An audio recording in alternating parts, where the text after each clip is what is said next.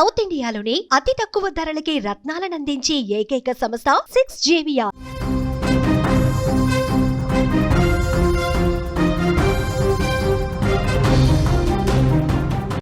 Kick కోసమే చోరీలు చేస్తున్న తమిళనాడు సర్పంచ్గా కొనసాగుతూ పలు చోరీలు చేస్తున్నట్లుగా తెలుస్తుంది. తాజాగా బస్సులో బంగారం చోరీ చేసింది సర్పంచ్. సీసీటీవీ ఫుటేజ్ ఆధారంగా పోలీసులు అయితే పట్టుకోవడం జరిగింది. పోలీసుల విచారణలో షాకింగ్ విషయాలైతే బయటకొస్తున్నాయి. 15 ఏళ్లుగా దొంగతనాలకు పాల్పడుతున్నట్లుగా కూడా గుర్తించడం జరిగింది.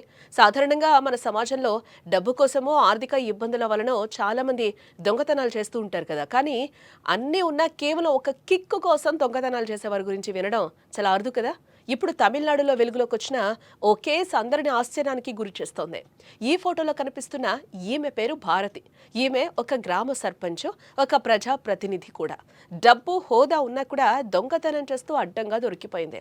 సర్పంచ్ కదా, ఏదో ఒక దొంగతనం చేసి ఉంటుందిలే అని పోలీసులు అనుకున్నారు.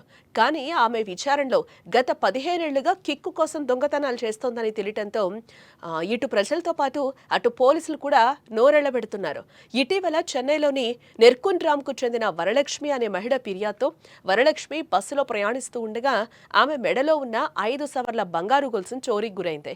వెంటనే ఆమె కోయంబేడు పోలీసులకైతే ఫిర్యాదు చేసింది. పోలీసులు బస్సులోని సీసీటీవీ ఫుటేజ్ను పరిశీలించగా సర్పంచ్ భారతి ఈ చోరీకి పాల్పడినట్లుగా స్పష్టంగా కనిపించింది. దీంతో పోలీసులు ఆమెను అరెస్ట్ చేసి అదుపులోకి తీసుకున్నారు. పోలీసుల విచారణలో తాను వృత్తి సర్పంచ్ అయినా కూడా గత 15 ఏళ్లుగా దొంగతనాలు చేస్తున్నారని, పేరు పలుకుబడి ఆమెకు సమాజంలో ఉన్నా కూడా దొంగతనంలో ఉండే కిక్కే వేరు, అందుకే ఇలా చోరీలకు పాల్పడుతున్నట్లుగా చెప్పిందట. దీంతో పోలీసులు కూడా ఒక్కసారిగా షాక్ అయినట్లుగా కూడా తెలుస్తోంది.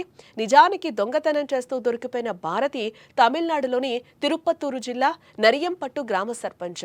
ఈమె అధికార డిఎంకే పార్టీకి చెందిన ప్రజాప్రతినిధి కూడా. ఒకవైపు ప్రజలకు సేవ చేయాల్సిన ప్రజాప్రతినిధి, మరోవైపు ప్రజల సొమ్మునే చోరీ చేయడం విచిత్రం. ప్రస్తుతం పోలీసులు ఆమెను మరింత విచారిస్తున్నారు. ఆమె ఇప్పటి వరకు ఎంత సొమ్మును దొంగతనం చేశారు, ఆ సొమ్ముతో ఏం చేసింది, ఈ చోరీల్లో ఆమెకు ఎవరైనా సహకరించారా అన్న విషయాలు ఇంకా తెలియాల్సింది. పూర్తి దర్యాప్తు పూర్తయితేనే ఈ కేసులో మరిన్ని విషయాలు బయటపడతాయి.